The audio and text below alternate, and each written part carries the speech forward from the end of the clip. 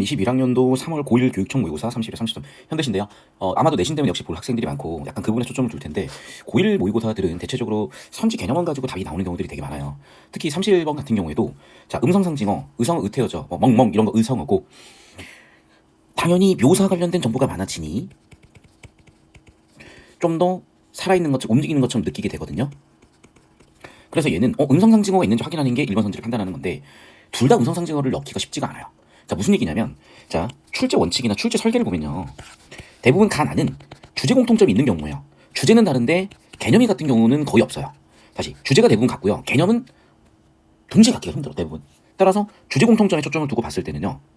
훨씬 이게 잘 보일 수 있는데 주제는 항상 어떻게 만들어진다고 했었냐면 상황에 따른 반응이라고 그랬었죠. 그러니까 이런 워딩들이 나오면 무조건 우리는 집중해야 되는 거예요. 그래서 주제 형상화하지 않는 거 없다 그랬습니다. 100%예요. 시적 상황 100%예요. 그런데 여러분 어머나 답이 2번 같아요. 이유는 현재 시제를 사용하지 않는 게 훨씬 어렵죠. 왜냐면 우리 서술 시점은 현재이기 때문에 과거나 미래를 굳이 항상 시 전체에서 과거 시제로만 미래 시제로만 얘기하기 어렵단 말이에요. 그럼 저는 이게 가장 확률이 높다고 봤고 든다 보니까 본다 바로 첫 줄부터 현재 시제 답은 끝났죠. 팁을 좀 드릴게요. 시제라는 거는 영어의 조동사처럼 우리나라에서는 어미가 결정을 하기 때문에 문장의 종결 부분을 보시면 말의 끝부분이 어미니까 종결어미 그 앞에 나와 있는 선어어미 그러니까 어간 어미의 개념 구조를 활용하시면 된다는 거고 이제 문법 수업 아니니까 지금은 이 정도로만 정답 바로 세팅하고 갈게요. 자 32번도 볼게요. 지금 선지들만 봐도 역시 좀 어떤 느낌이 있거든요. 보세요. 자 보기를 보면 각 장면인데 각 장면마다 이미지가 있고 그 이미지 풍경이고 애상적 정서요. 그럼 봐봐. 결국 끝부분으로 가면 애상적 정서, 슬픈 정서죠. 서글프다, 애상적 정서죠. 그리움이다, 슬프다, 애상적 정서죠. 정서죠. 다 괜찮아 보이는데 어머나 극복이요. 왜냐면 봐봐. 갑자기 극복이 2년에 들어갔다가 더 슬퍼진다고요? 오히려 들어가도 3년에서 전환하면서 지각하면서 들어가야지. 4번이 전개 방식상 제일 특이할 수밖에 없어요. 그러니까 이런 건 거의 없다고 봐야 돼. 다시 1번부터 볼게. 1년은 보통 뭐 합니까? 촉발이죠. 그러니까 당연히 상황을 세팅하거나 어떤 장면에 대한 묘사가 있을 수밖에 없다고. 그러니까 얘는 보기 내용 그대로 맞을 확률이 커요. 그리고 당연히 애상적 정서니까 애상적 정서니까 애상적 정서니까 애상적 정서니까인데 이게 극복이 된다고? 보기가 지금 다르잖아. 그래서 우리는 여기로 가서 볼까요? 애상적 정서 극복이 되는지. 자 지금 뭐냐면 머릿속으로 상상을 해봐. 지금 내가 이렇게 서가지고 이렇게 논두렁을 본 거예요. 논은 물이 있잖아요. 물이 이렇게 있어요. 물이 고여있어요. 이렇게 고인물을 내가 들여다봤어. 윤동주 자화상하고 거의 느낌 비슷한 겁니다. 윤동주 자화상에서 이렇게 우물을 우리가 들여다본 거잖아. 윤동주 자화상에서는 뭐가 비쳐 보여요? 내가 비쳐 보이죠. 근데 나만 비쳐 보이는 게 아니라 뇌 뒤쪽에 있는 풍경도 비치는 거잖아.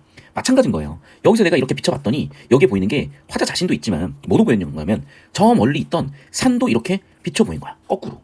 이해됐어요? 그러니까 지금 어떻게 산이 거꾸로 누워있다는 게 지금 산이 이렇게 비쳐 보인다는 얘기겠지. 이해되시죠? 내 모습도 마찬가지예요. 내가 서가지고 바닥을 보면 내가 이렇게 서서 바닥을 이렇게 봤단 말이야. 그러면 나는 이렇게 우물 속에서 비쳐 보일 거 아니냐고. 이렇게 물 속에서 비쳐 보일 거 아니냐고. 나라는 존재는. 이해돼요? 그럼 나와 반대 방향, 즉 나도 거꾸로 서 있는 거죠. 그러니까 내가 거꾸로 서 있다 이미 뭐야? 고인물을 보는 것에서 내가 반사돼서 보이는 거겠죠. 자 그럼 봐. 결국 나를 이렇게 본다는 건 성찰이고 항상 성찰한다면은 대부분 뭐냐면 좀 마음에 들지 않은 나와 마음에 드는 나. 대부분 이게 현재의 나죠. 그리고 이건 이상적인 나죠. 이해됐습니까? 그럼 봐요. 지금 이 사람이 원하는 게 우왕좌왕하던 나겠냐고요. 아니죠. 이상적인 나는 우왕좌왕하지 않는 나인 거죠. 이해됐어? 동시에 봐요. 산이라든지 자연물도 우왕좌왕하고 뭔가 기준을 못 잡아주겠냐고. 그러니까 당연히 이상적인 나와 산, 윤동주 자화상의 우물 속에 비친 모습들은 이상적인 존재로 상징이 될 수밖에 없는 거고. 여기까지 이해되셨어요? 그러면 이제 일단 33번 문제가 좀 저는 보일 것 같다. 1번이죠. 왜? 우왕좌왕하며 했던 과거의 모습 나는 마음에 들지 않는 거죠. 그런데 거꾸로 누워있는 산의 모습 마음에 드는 모습이죠. 그러니까 동일시될 수가 없는 거고 정답 1번 끝났고 우리 아까 지금 32번 풀다 말았었는데 32번 가푸는 거였어요. 나를 읽고 우리는 아까 33번 풀었죠. 다시 가로 가볼게. 자 1이에요. 1에서는 지금 장면 묘사인 거야. 그쵸? 근데 2 보세요. 낡은 고향이래요. 향수래요. 그러면 지금 고향에 대한 그리움이 이제 환기가 되는데 벌써 무슨 극복이 된다고? 향수처럼 희미한 날개를 펴고 있었다. 낡은 고향이다. 즉 고향에 대한 그림이 떠오른 거죠. 결국 그런 서글픈 얼굴로 끝났으니까 전환되는 건 없이 끝났잖아. 그러니까 32번 정답은 4번이죠. 왜? 전환되는 게 없었으니까. 이해되셨죠? 자, 그러니까 현대시도 마찬가지인데 내용을 정확히 알고 접근하면 어려울 게 없는 거고 근데 이 작품 해석을 외울 수는 없어. 그러니까 다시 한번 얘기하지만 문학 공부라는 과정을 통해서 제 커리큘럼을 통해서 우리 인간들이 갖는 정서 그 정서가 시에서 어떻게 나타나는지 그러면 문제에서는 그걸 어떻게 물어보는지를 체계적으로 학습하실 필요가 있지. 자꾸 자기 생각대로 OX로 가버리면 답이 안 나와요. 그러니까 왜 그렇게 되냐면 여러분이 이게 국어를 좀 제대로 배울 기회가 없어서 그래요. 수학 같은 경우에 등차수열을 다른 방법으로 가르치는 선생님들도 안 계시고 교과서에 워낙 명확하게 조건과 정의가 써있고 그 절차대로 하면 되기 때문에 수학 학습법은 굉장히 많이 성장해왔고 굉장히 많이 진보해왔는데 국어는 너무 더뎌요. 솔직히 말씀드리면 제가 14년 전 인강 대비했을 때랑 지금이랑 솔직히 교수 학습에서 크게 차이가 없어요. 너무 안타까운 거예요 그게. 여기서 제 얘기 아니라 대중들에 대한 얘기인 거 아시겠죠? 그래서 꼭 제 수업 잘 들으시면서 잘 활용해 보셔야 됩니다. 정말로 시간 낭비가 되시지 않으려면. 자, 고생들 많으셨습니다 여러분.